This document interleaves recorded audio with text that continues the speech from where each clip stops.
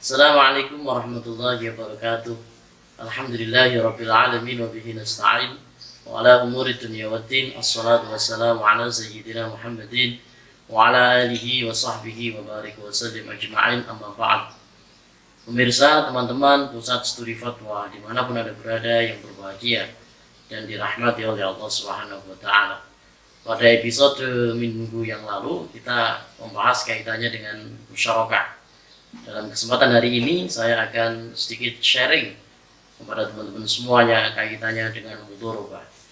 Jadi musyarakah dan mudharabah ini adalah dua akad, dua produk pembiayaan yang ada di perbankan syariah berdasarkan prinsip bagi hasil. Di musyarakah kemarin kita ketahui bahwa kerjasama dua belah pihak, di mana kedua belah pihak tersebut sama-sama memiliki kewajiban untuk menyetorkan modal masing-masing, kemudian mengelola usaha tersebut secara bersama-sama, dan keuntungan serta kerugiannya ditanggung secara bersama-sama. Kemudian hari ini kita akan berbicara kaitannya dengan mudharabah. Apa itu mudharabah? Mudharabah adalah akad kerjasama antara dua belah pihak. Kalau kita berbicara di perbankan, di lembaga keuangan, kedua belah pihak tersebut diantaranya adalah perbankan sebagai pemilik modal atau dikatakan sebagai sahibul mal, dan nasabah sebagai mudharib atau dikatakan sebagai pengelola usaha. Jadi kalau dalam musyarakah modal berasal dari dua belah pihak. Tapi kalau di mudharabah, ya, ini perlu saya tekankan, kalau di mudharabah modal berasal dari salah satu pihak. Jadi 100% modal dari sahibul mal, dan mudharib ini sebagai pengelola usaha, yang mana kerugiannya nanti ditanggung oleh sahibul mal dan keuntungannya secara bersama-sama dibagikan antara pengelola yang bekerja sama antara sahibul mal dan mudharib, maksudnya seperti itu. Kemudian kalau kita mau melihat peraturan-peraturan kaitannya dengan ketentuan-ketentuan kaitannya dengan mudharabah ini, teman-teman bisa melihatnya di fatwa DSN MUI nomor 7 DSN MUI 2000 tahun 2000, ya. Ini membahas kaitannya dengan mudharabah, mulai dari ketentuannya dan lain sebagainya dibahas di fatwa tersebut. Sedikit saya sharing kaitannya dengan mudharabah. Pertama adalah pelaku dan modal. Jadi mudharabah ini kerjasama antara dua belah pihak, yang satu sebagai mudharib, yang satu sebagai sahibul mal. Sahibul mal ini pemilik modal dan mudharib ini pengelola usaha. Kemudian modal bisa diserahkan dalam bentuk uang atau dalam bentuk barang atau aset yang dinilai pertama kali, yang dinilai terlebih dahulu, maksudnya di sebelum diserahkan itu dinilai terlebih dahulu, sehingga aset tersebut nilainya sudah ketahuan di awal, tidak langsung disetorkan dalam bentuk aset tanpa ada penilaian, tidak, tapi harus dinilai terlebih dahulu, gitu, ya. Kemudian kaitannya dengan nisbah keuntungan. Bagaimana dengan nisbah keuntungan? Nisbah keuntungan ini nanti yang menjadi dasar perhitungan keuntungan yang didapatkan di dalam mudharabah.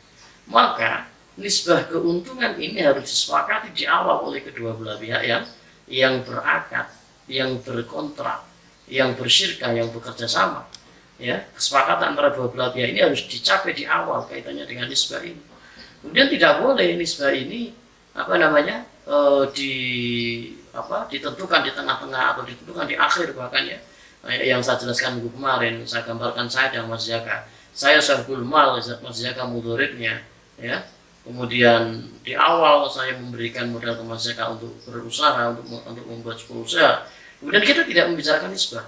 Ya udah, mudah nanti nisbahnya belakangan, kita teman. Tidak bisa seperti itu. Jadi di awal nisbah itu harus sudah jelas dalam bentuk apa? Dalam bentuk persentase. Kenapa kalau harus jelas di awal? Karena kalau nisbah ini dibahas di akhir atau dibahas di kapanpun tempatnya, tidak di awal, ya, tapi usaha sudah berjalan dan keuntungan sudah terlihat, maka ini bisa menimbulkan permasalahan di kemudian hari kalau nisbahnya belum jelas. Karena nisbah ini nanti yang digunakan sebagai dasar perhitungan keuntungan yang didapatkan. Nah, pembagian keuntungan ini harus berupa nisbah, ini harus berupa persentase. Berarti saya 50%, Mas Zaki 50%, 10%, Mas Zaki 30%. Tidak boleh dalam bentuk rupiah.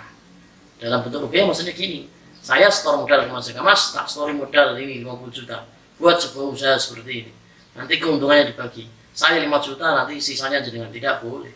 Jadi harus dalam bentuk persentase. Karena apa? Keuntungan secara nominalnya belum diketahui. Itu. Kalau persentase ini hanya sebagai dasar dalam perhitungan. Ya. Kemudian keuntungannya harus diperuntukkan bagi kedua belah pihak dan tidak boleh disyaratkan hanya satu pihak saja. Jadi harus diperuntukkan kedua belah pihak.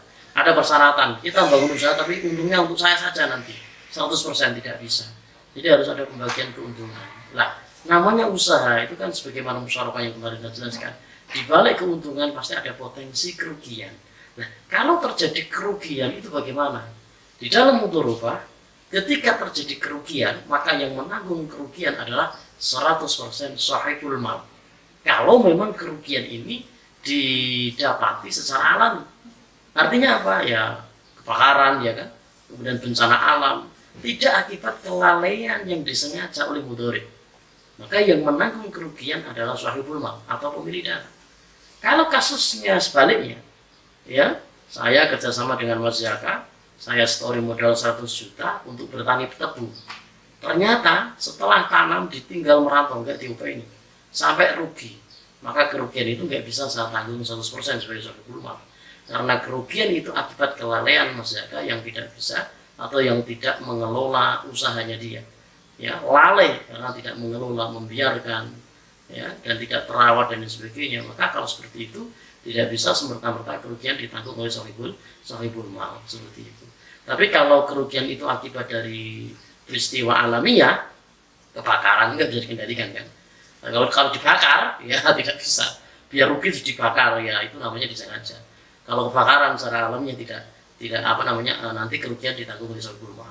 Kemudian terkena bencana alam, kebanjiran ya, tebunya kebanjiran, padinya kebanjiran, usahanya kebanjiran nggak dapat untung, nggak itu nanti 100% porsi kerugian nanti kembali ke sahibul mal atau ditanggung sahibul mal. Nah, Pak, kalau jaminan bagaimana? Jaminan kalau sebenarnya kalau kita berbicara konsep secara umumnya ya kerjasama seperti ini tidak membutuhkan jaminan. Tapi kalau kita berbicara di level lembaga keuangan syariah, di perbankan syariah atau lembaga keuangan syariah lainnya ya, maka jaminan ini penting adanya. Karena jaminan ini yang akan mengikat pihak-pihak yang bekerja sama agar tidak melakukan penyelewengan. Sehingga ketika saya kerjasama dengan Mas Jaka, saya sebagai bank, Mas Jaka sebagai mudharib, saya kasih subsidi atau saya kasih setoran modal 50 juta, kemudian saya minta jaminan, karena jaminannya saya bawa, Mas Jaka akan hati-hati dalam mengelola usaha. Tujuannya seperti itu.